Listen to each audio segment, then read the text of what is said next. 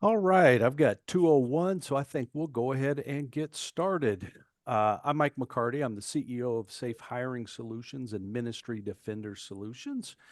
Just wanted to mention a couple things real quickly. We got Ethan, one of our team members, on the webinar. He's answering any questions you might have, so you can use the chat during the webinar to post questions.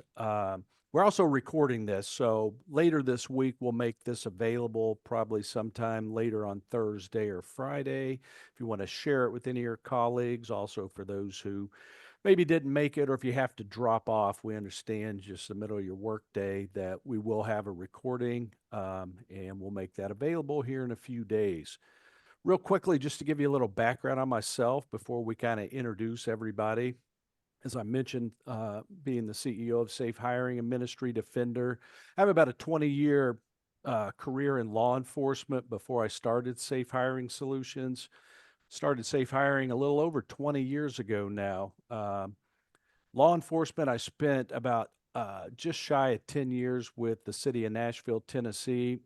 Helped start a program for them back in the early 90s, and we reduced domestic murders by more than 50% at a time when the expert says you can't prevent murder, but you actually can. Most crimes preventable. It's kind of where we're going today. Is going to talk a lot about prevention. And we brought that same kind of mindset to SafeHiring and MinistryDefender. I want to mention a couple key people real quickly before we get started that I want to share a little bit, and then I'll introduce Ryan and we'll take off with the webinar. So I'm going to first push it over to Brian Stein with Brotherhood. Brian, welcome, and glad to have you and your partnership. Yeah, thank you so much, Mike. It's an honor and a privilege to represent Brotherhood Mutual on this webinar today, and really appreciate many of our customers from schools all across the nation joining and listening in on this. We believe in prevention. We believe it is the most important way to create a safe environment for everybody involved, and we don't know of anybody who does it better than MinistryDefender Solutions. And so when it comes to the prosperity and the protection of your people, we have entered into a partnership with MinistryDefender Solutions. And I know I have been guilty of this before when it comes to webinars where potentially you're doing a little bit of multitasking and maybe getting a few things done as you're also listening in. But this is one of those webinars that I think you'll have some great takeaways in order to provide that prosperity and protection to cover your teachers, your staff, your children, our most vulnerable population. I know that we send our daughters to private Christian school, and we all know that it's a crazy world that we live in. And so a lot of the things that we've seen in public schools in the past, unfortunately, are entering the private Christian school space. And we believe that MinistryDefender Solutions adds a layer of protection. And if you can utilize some of the takeaways that you'll hear today and maybe look into some of their solutions, we believe that you'll be set up to be able to prevent some of those things from happening in the future. So thank you all for joining us, and thank you for allowing us to be a part of this as we work together with MinistryDefender Solutions to advance the kingdom by serving Christian churches and schools. Perfect. Thanks, Brian. I'm going to now kick it over to Don Keener. Don is our Vice President of MinistryDefender Solutions, and I'll let Don share a little bit about himself and MinistryDefender. Yeah, so thank you. Thank you for jumping on. We look forward to helping you all, coming alongside your schools, helping you stay safe and stay on mission. I came over to MinistryDefender 5 years ago. It took us about a year and a half to build some solutions that we needed to serve organizations just like yours. I came from a pastoral background. I tell people all the time we have a criminal prevention trained leadership. I'm not one of them. Though I've been reading a lot now on prevention based, but I'm an ex-pastor of a multi-campus church. Was on staff there that had a school on their campus, on their grounds. So I understand the complexities of church and school, but also school. And this webinar is going to talk a lot about the private schools. We've got two great people, and Mike and Ryan, that are going to talk to you all about some of the prevention-based solutions that we offer churches, camps, and schools. So just happy to be on here with you. Look forward to you possibly engaging with our team at Ministry Defender. We'd love to serve you. Perfect. Thanks, Don. And I'm going to turn it over to Ryan. Let Ryan introduce himself. I am going to tell you a little bit about Ryan before I actually let him do that. Ryan's got about 30 years in public education. He actually took a sabbatical and came over to SafeHiring and spent about 2 years here to help us both develop and launch Student Defender. Just had a heart for the prevention and helping kids. So at this time, I'm just going to let Ryan introduce himself, and then we'll get started. Yeah, I appreciate it. And thanks for the opportunity to join this afternoon.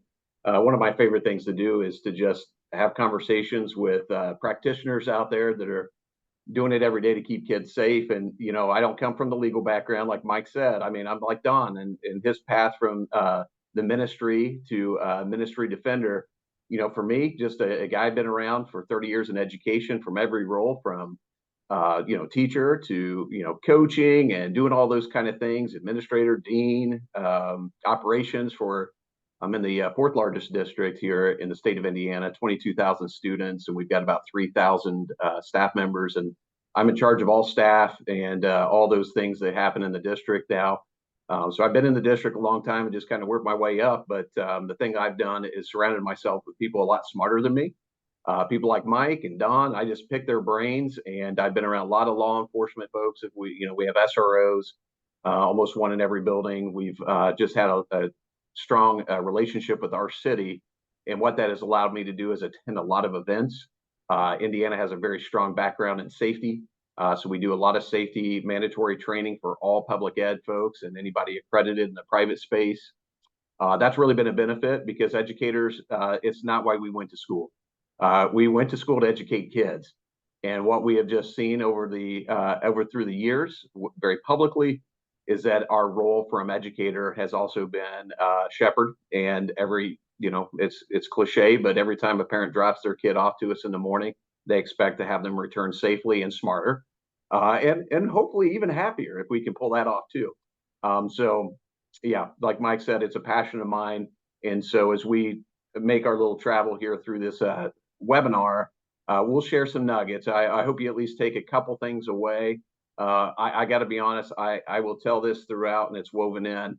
It's people over products. It's a kind of a cheesy line, but the people we have around us, when we train them up, can do a lot of great things, and then we will backfill with products that make sense, that are affordable, impactful, don't break the bank.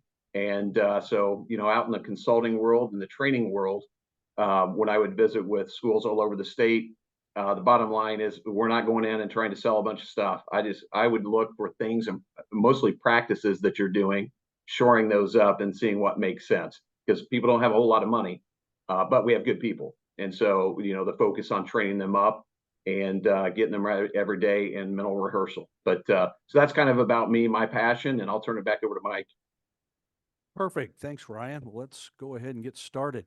Just to give you a little bit more background on SafeHiring and Ministry Defender, just like Ryan just mentioned, we surround ourselves with really smart people. I learned very early on that we need to be challenged. And so we've got an advisory board. They have very, very kind of diversified backgrounds that come from school safety directors like Ryan and Secret Service, FBI, Navy SEALs, ministry safety leaders, NASRO board members, and law enforcement leaders. And I will also say, I come from a long history of law enforcement. My grandfather, my father, myself, my wife, I have a brother.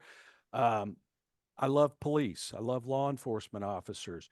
Not always the most proactive. That's not how we're typically trained in law enforcement. So, at times I may challenge some things and some thinking, but a lot of the leaders that we bring along have really look at things in a very prevention-based mindset. And so we lean on these advisors to really help challenge us to make sure what we're doing, what we're saying, or products we're developing are products that are going to keep an organization safe. Been around for over 20 years. We're PBSA certified, which is the Professional Background Screeners Association. Got about 10,000 clients on the safe hiring side, thousands of public and private schools. We're a partner of NASRO. And then on the Ministry Defender side, we serve, I think, around, 3,500 churches, ministries, private Christian schools, and camps today.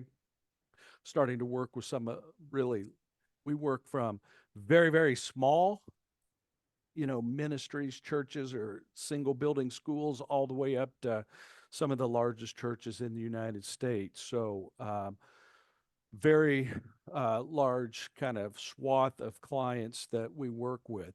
But to Ryan's point, I mean, I think he laid the foundation. I had shared this with our team back in January. It was an article in the Wall Street Journal. And what caught my eye was just the school squandering money. And,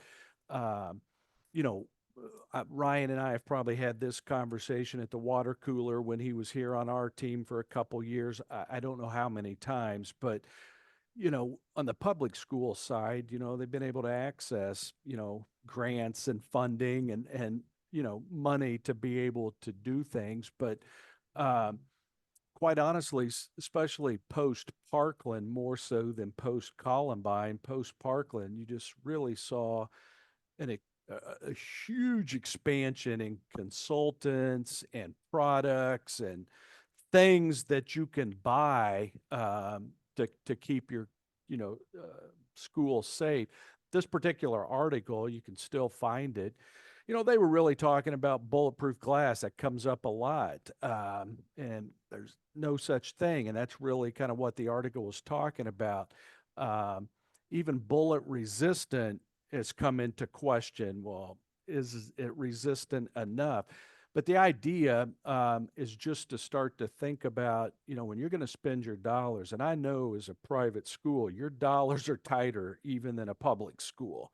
And so making sure dollars you spend, you're able to spend them wisely. And I would say even as our team, we spend a lot of time with our clients, school clients, and a lot of times we're talking them out of products instead of talking them into products because the product doesn't make any sense for them or it's not going to change a level of safety for the organization.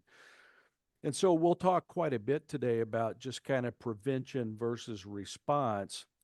And you may hear Ryan or I, either one, use kind of a phrase called left of bang. And this was really a concept that comes out of the Marines, where when they started to change the way they had to fight wars over the last 10 or 15 years, they become wars instead of jungle and taking land and having very clear markers in how the war was progressing. Now they're fighting in urban environments where it was very difficult to determine who was enemy, who was not, that they really stepped back and started looking at how do we get left of an event? How do we become better at seeing things that don't fit, that don't make a lot of sense?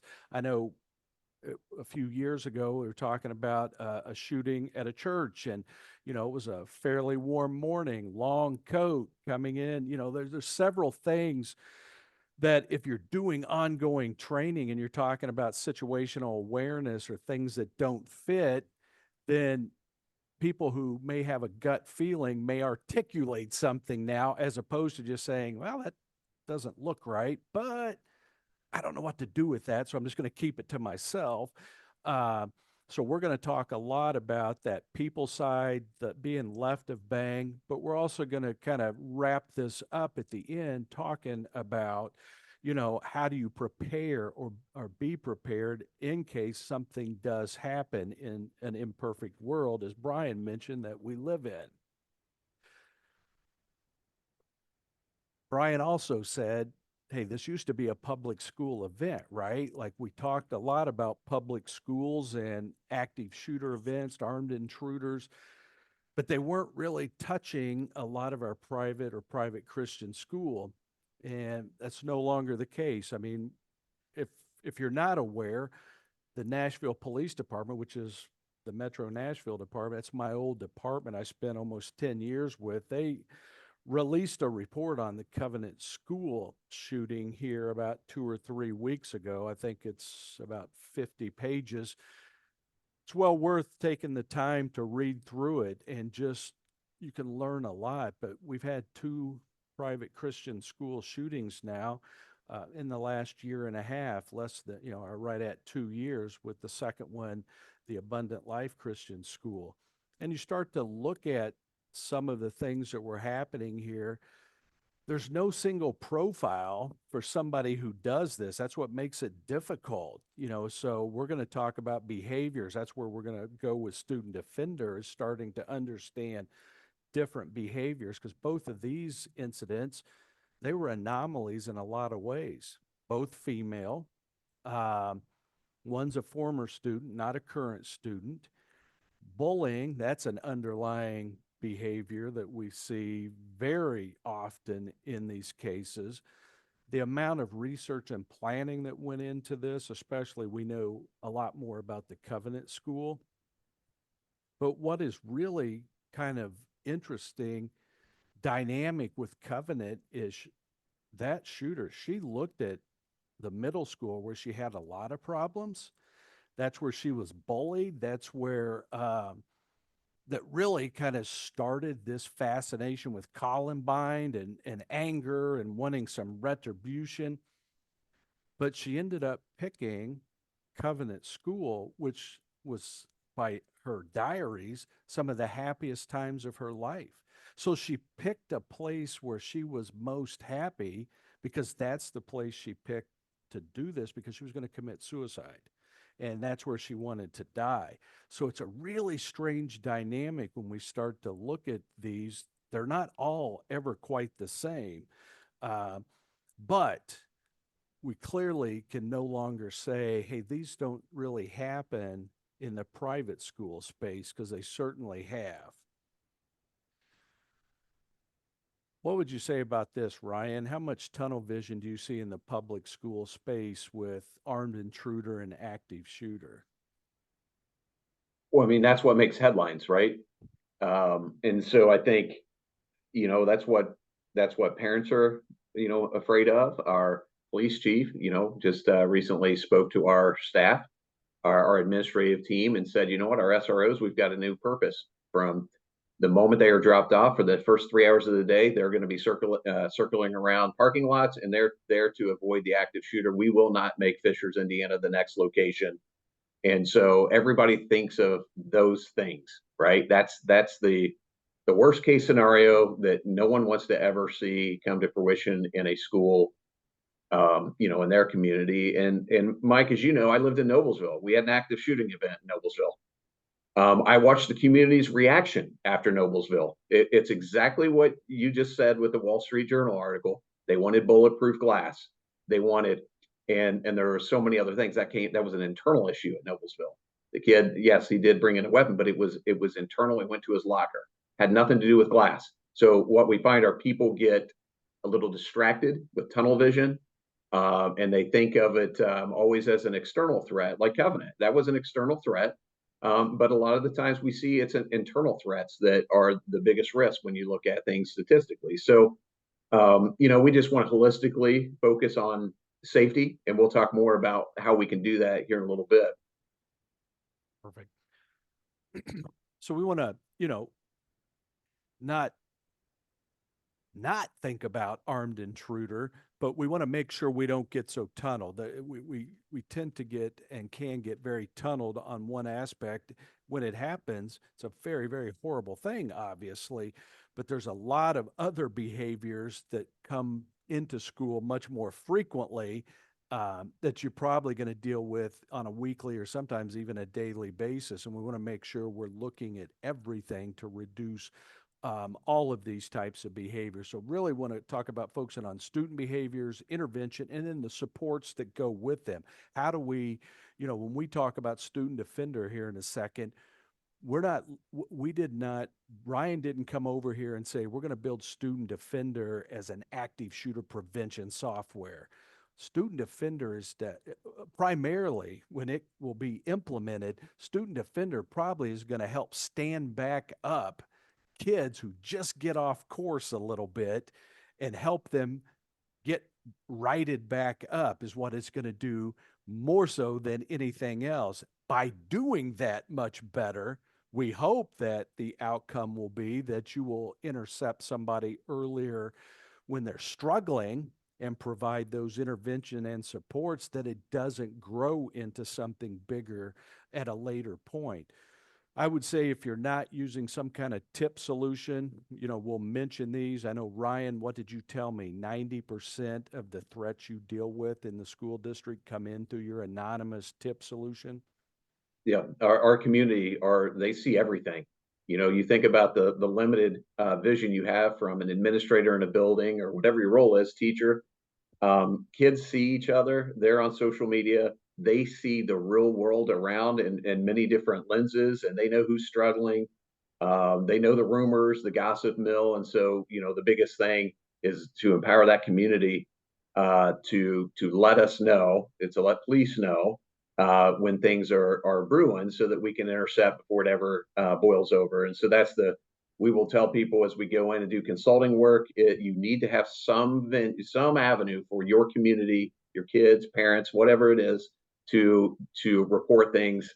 Of course, we want them to come to us in person. We know sometimes they don't feel safe. That whole snitching thing, that's still real. And so you want to give them an avenue to which they can provide information freely. And anonymous tip solutions, there's a ton of them out there. But deploying one, they're very cost effective, easy way to get information flowing, and you can intercept. And then we'll talk more about how to manage those here shortly as well. Perfect. We'll talk a little bit about screening employees, volunteers, contractors. Most of you probably are in a state that, the state mandates that you do background checks on employees, but how are you, screening volunteers or contractors that come into your school? How are you managing the flow of people, visitors, volunteers in and out of your building, ensuring you know who's there, who they are, do they have a reason to be on site or on premise? And then training. I think if you go back and read this Covenant School, it's really written by the homicide unit in Nashville. But as you read through that, you're going to find some things that really stick out, or they did to me, one of which is the law enforcement officers in that community, in that area of the city, had never been inside that school. That's hard for me to imagine these days, because in most communities, that partnership with law enforcement, or in and out of the buildings, know the buildings, understand the buildings, the floor plans, the layout. We know in that particular incident that as soon as they got in the building and figured out where that active threat was at, they were able to neutralize it very quickly. And so, can't emphasize the training aspect of this in an ongoing manner, to make sure your teams understand what they need to do, when they need to do it, and how they need to do it if something is to happen. We mentioned Student Defender, and so what we did is we basically, Student Defender is a software. It's an early warning system for your behavioral threat assessment management, suicide prevention, managing student supports. This is not where the threat starts. This is where, when you start an intervention, becomes the tool to manage that. So Ryan, I'm going to kind of kick it over to you, because this is such a passion of yours and why you came over to us for a while to really talk about why this is so important. No, I appreciate it. It's been over a decade ago. I was leading training with the state of Indiana, and how we monitor and track, just honestly tracking student behaviors we're dealing with. We call them student assistance teams.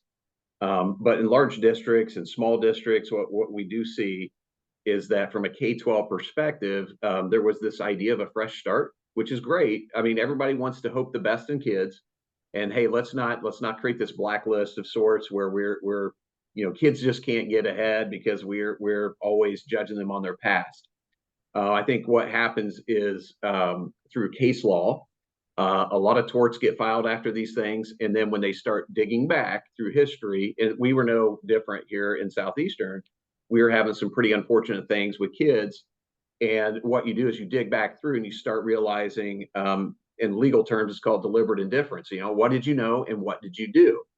Well, so when you knew these kids were having certain behaviors, but you kept giving them a fresh start and not addressing them, then that would lead to down that path of deliberate indifference potentially.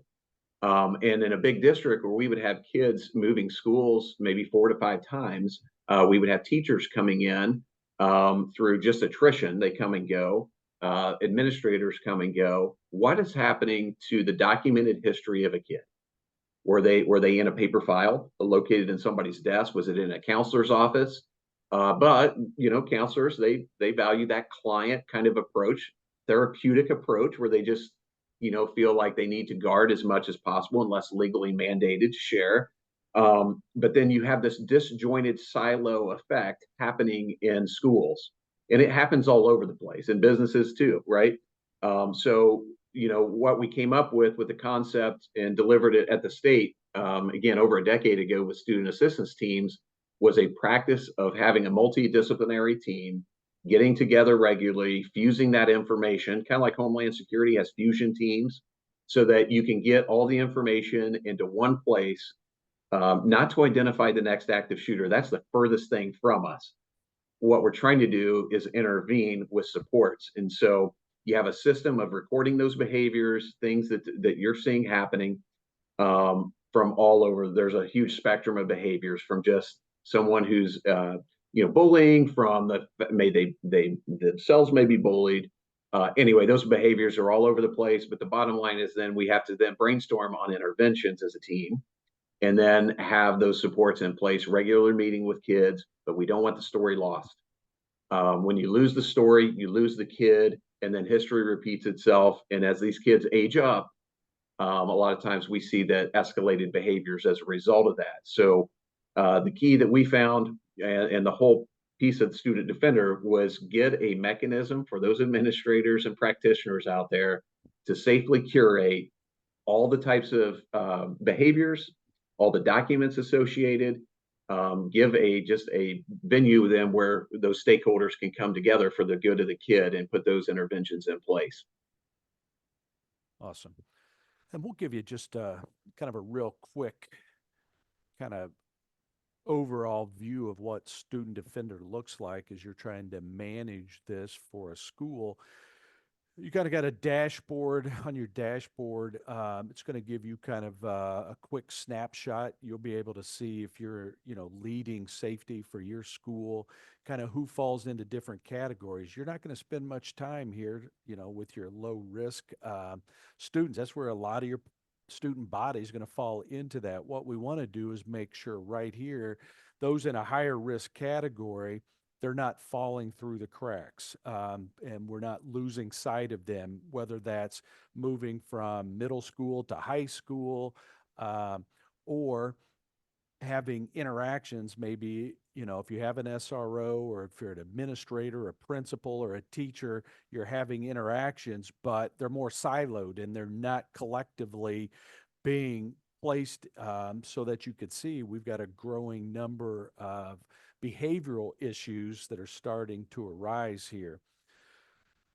So you're creating this student profile that allows you to control, you know, what risk level, and, you know, different performance indicators that can be also associated with those behaviors. You know, if you're seeing attendance issues, grades, you can manage the schedule restrictions. So, you know, Ryan, you want to speak a little bit from your seat how those schedule restrictions impact the school?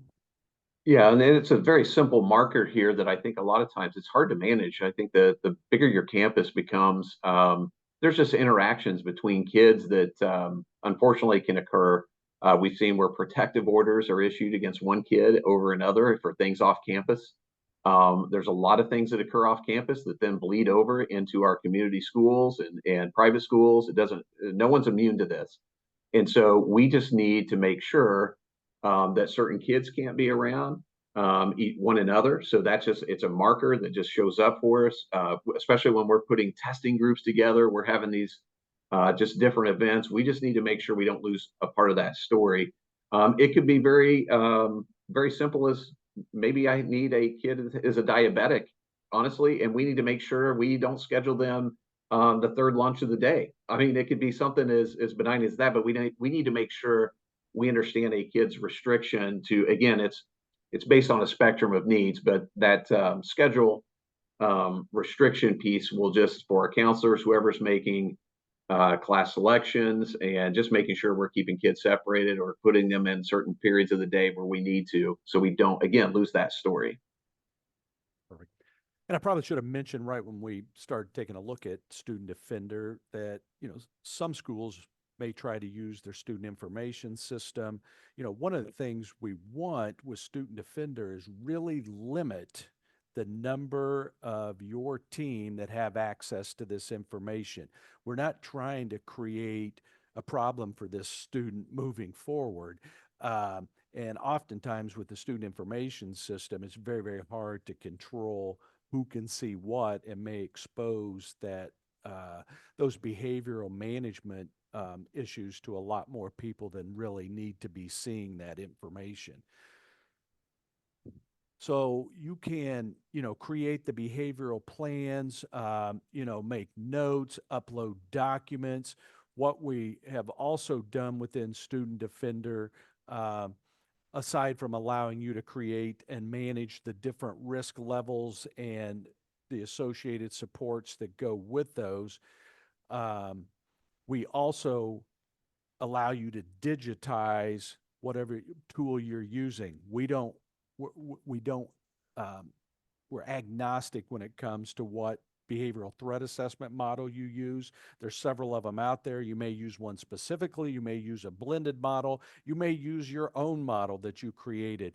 You can upload that and create that model within Student Defender, as well as your safety plan, suicide screener like a Columbia screener model, which is a very widely used tool for suicide prevention. The benefit is, one, being able to capture the data in the software, but also the reporting. Many of you probably set in states where you have very specific reporting requirements. Ryan, how many reporting requirements do you have here in Indiana each year? I mean, there are dozens of them. Everything from require the number of bullying incidents, how many incidents of could be students and physical aggression now against teachers. That one's being monitored. In July, coming up here, then behavioral threat assessment now goes live in Indiana, and schools are responsible for managing all these things. And Mike, as you said earlier, like with the you may have, most buildings and schools, I guess, and campuses have a student management system, but they fall short. The Skywards, the Power Schools, they don't have an opportunity to curate a lot of the behavioral type of things we're wanting to. The accompanying documents that say you're doing a Columbia suicide screener on a child today. All right, you have gone into your screener, and now you have that form. It's nice to be able to upload that into the profile that accompanies all the other information you've gathered, so that now you're putting a more complete picture of the student and the potential needs there. And because you can, the point of this is so we can document interventions, issues we may have, each incident, but it's all in one spot. Mike, what do you call it? Intel in the police world? Right. Yeah, Exactly. and that's what we're trying to create here, is our form of intel to create a complete picture so we can properly support a kid. And you can also, manage, any other processes within the system as well, 504s or anything else with that particular student. What Ryan alluded to this when we were starting, bringing data in from other sources is kind of where we're going with Student Defender right now. We created what is called the NASRO SRO app back in 2020, back when Ryan was still here. NASRO had an issue around the country that they knew how their officers were trained in a kind of a triad model. They were either doing one of three things in a school. They were taking a law enforcement response, they were mentoring, or they were providing education or training. But they really didn't have any tool or mechanism to document what it was they were doing. And that actually the majority of the time they spent in school was not spent on law enforcement. It was spent on training and mentoring. So with this app, collecting this data, what we're also doing is integrating this so SROs that are using the app would be able to also push over into a queue any threat or law enforcement action that would rise to the level that needs maybe a behavioral threat assessment or some other form of intervention.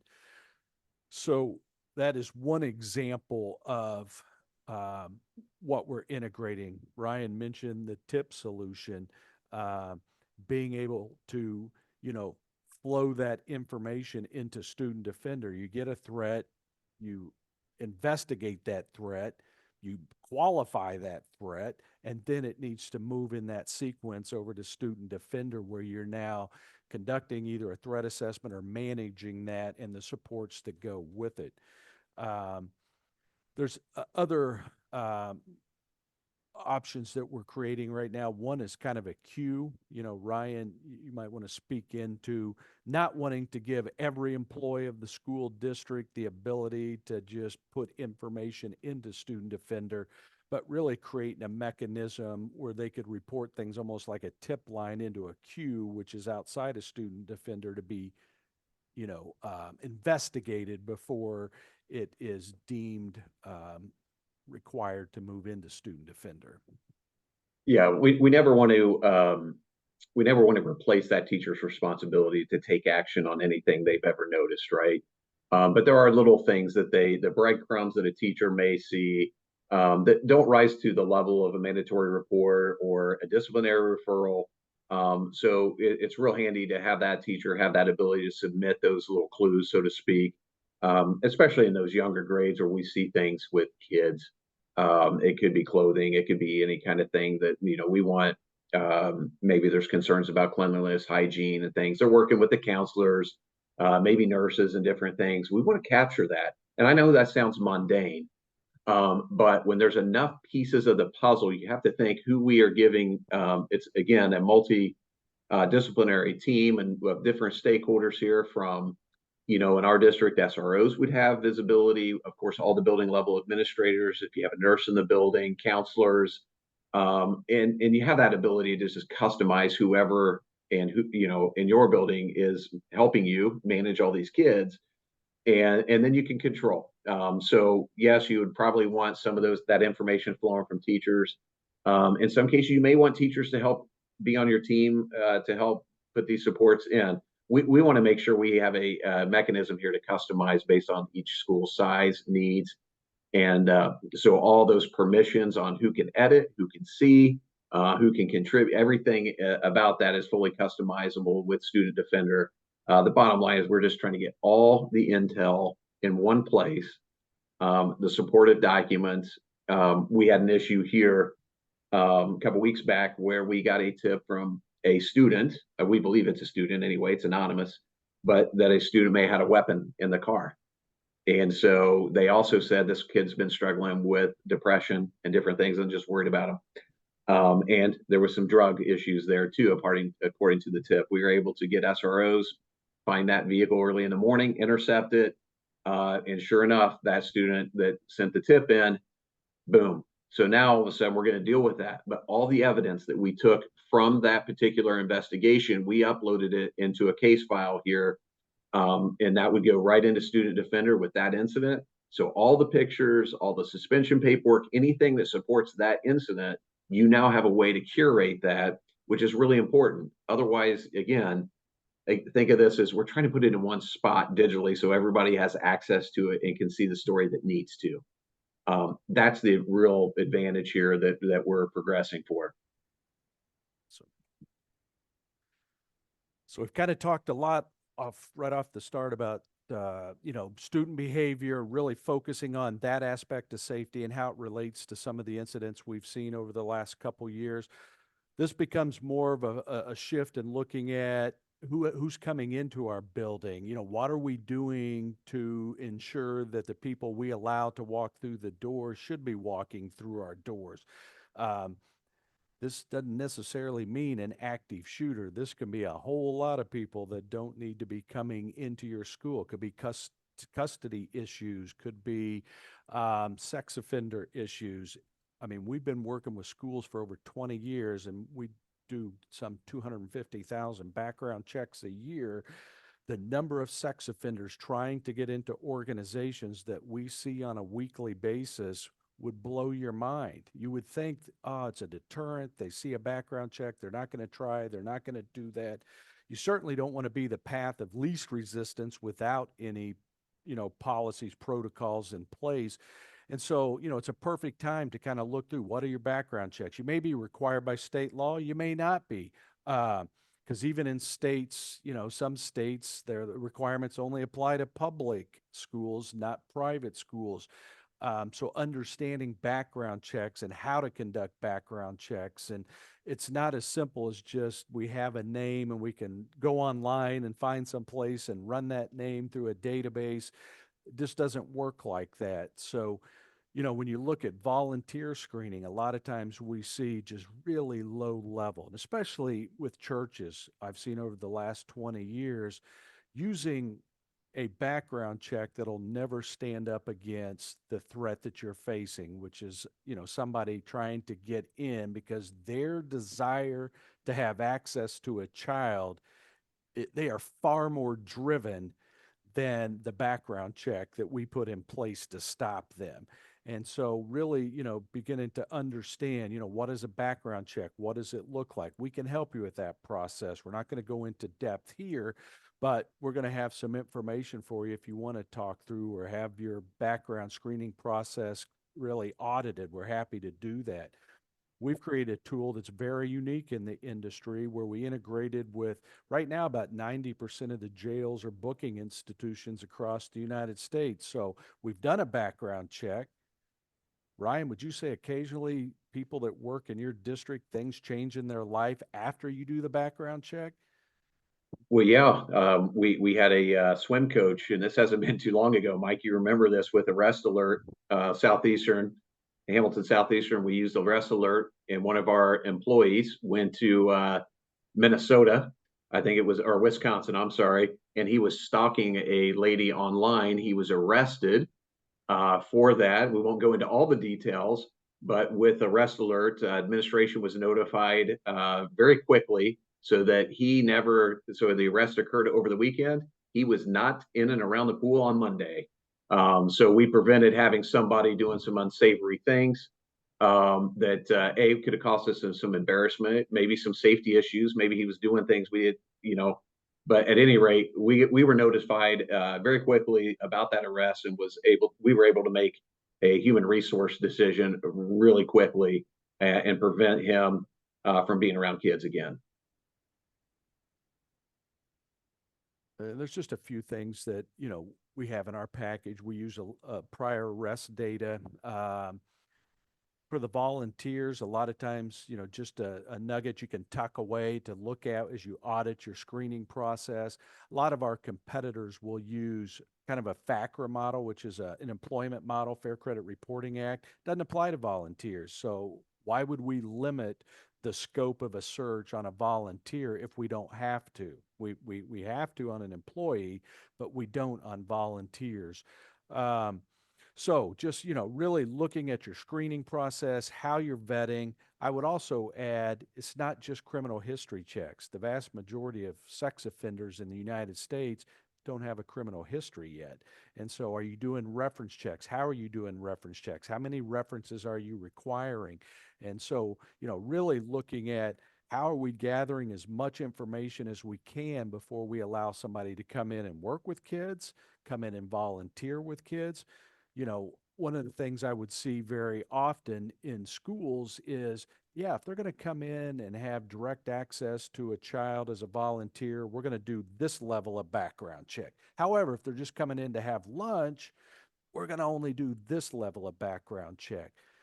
We've got to understand who these people are that want to harm our kids. I've got 5 kids. My youngest is about to be a senior in high school, but I can remember when they were young, I would go in and have lunch in elementary school, and man, it's an event, right? And you want it to be an event like that in a healthy environment. But I sat down at lunch and their friends are coming over and they're jumping up on your leg, and you see how even in a very crowded environment, somebody who wants to do harm to a child could potentially do things and not even be seen within that crowded environment. So just really taking a look at your background screening process, which really feeds into looking at who's coming into your buildings. And we built Safe Visitor, I think almost 12 years ago. We just released last year the version 2. And in the last 12 years, I can only recall one school that said, we're going to quit using Safe Visitor and we're going to do this because our parents don't like it. It was a private school.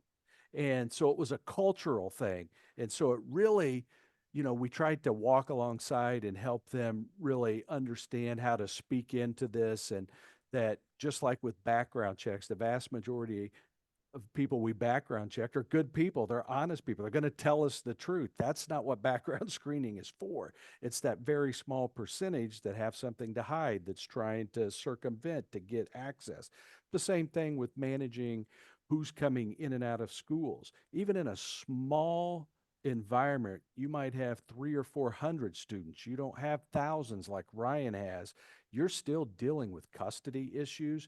You're dealing with family issues that are happening at home that you may not be aware of. There are lots of things that are happening that you just don't know. I grew up in a very small community, and literally one of the elders in our church, who was also a public school teacher, was arrested and convicted of sexually abusing one of his daughters. And I think everybody was like, whoa, very shocked by that in a small community.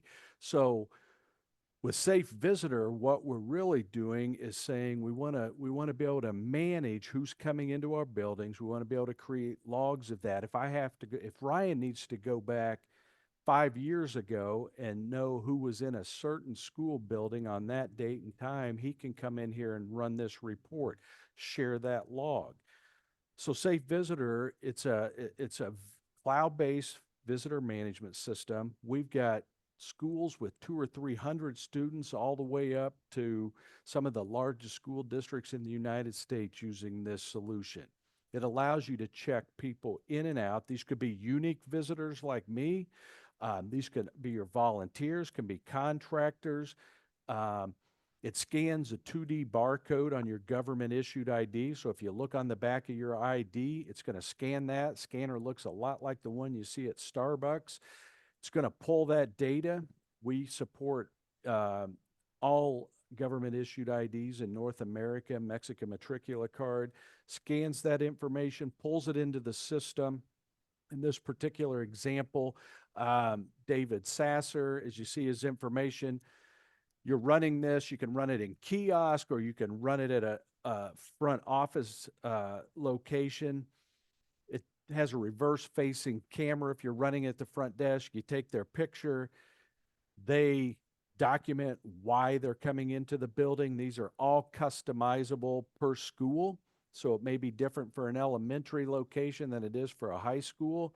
Once they document why, who they're visiting, then in this case, this shows you what happens if they're on the sex offender registry or the excluded parties list. So internally, you can create lists of individuals that may not be allowed on your property. Could be protective order issue, could be a custody issue, could be a trespassing. Whatever that reason is, when you create that, if they try to enter the building, it's going to flag that right here.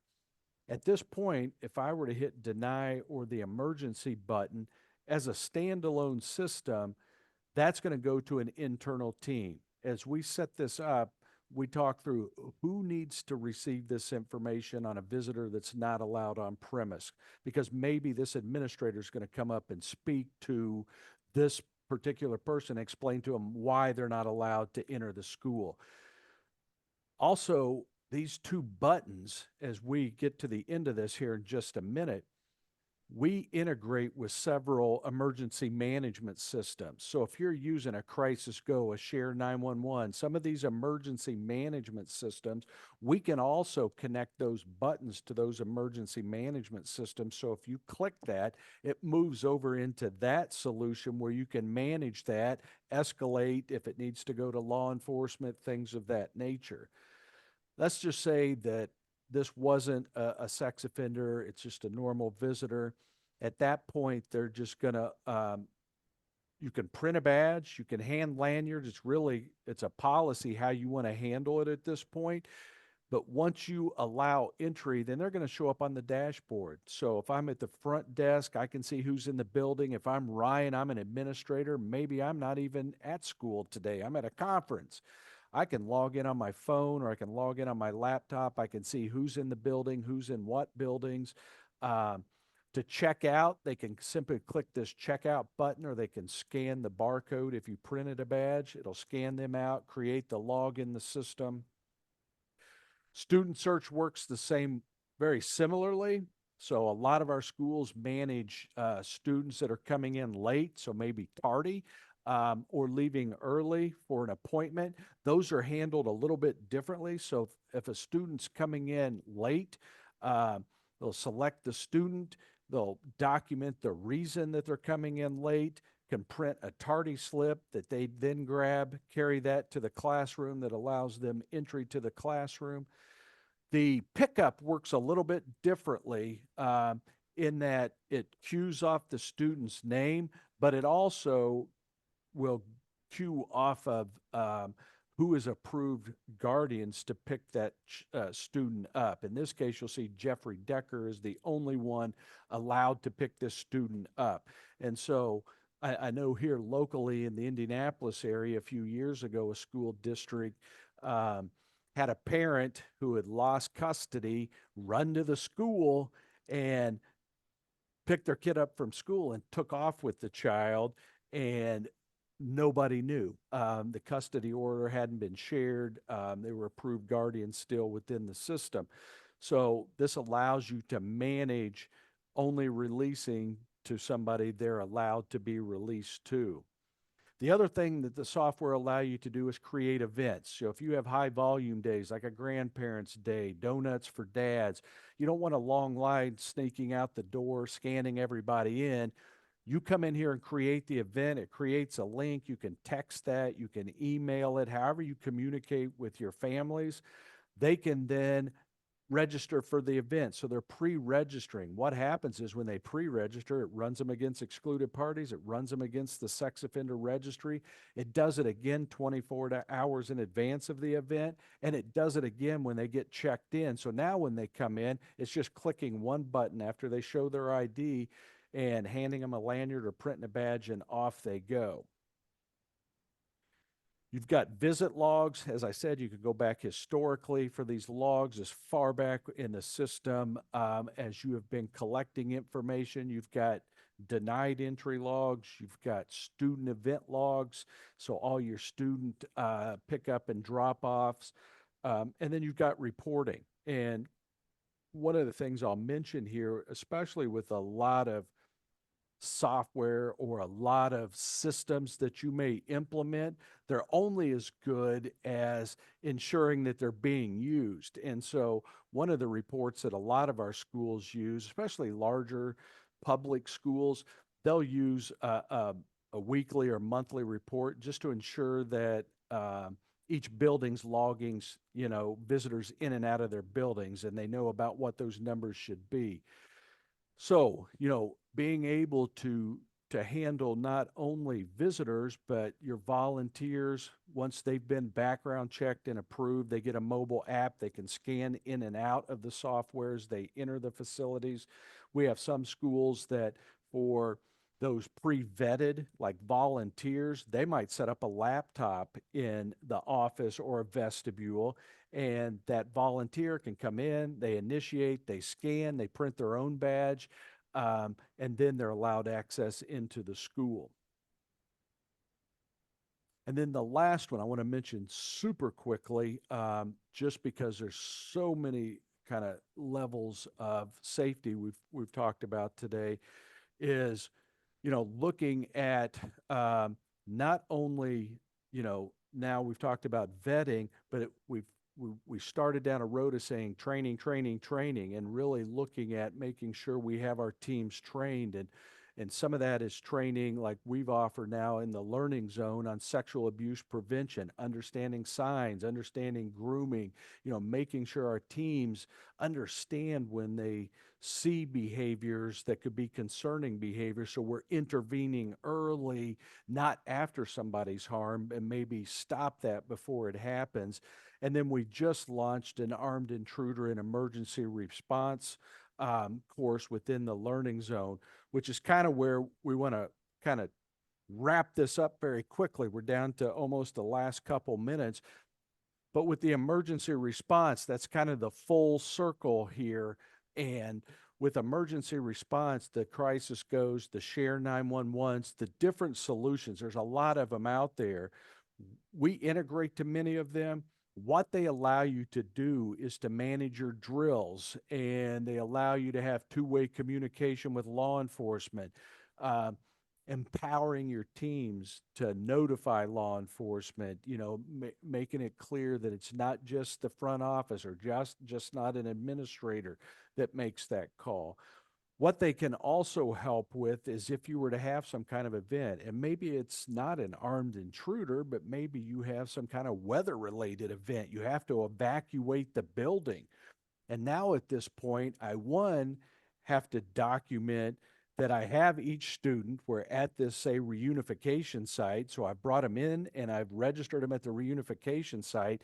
And now I'm going to release them to somebody that's approved to pick them up that can help with the reunification process as well.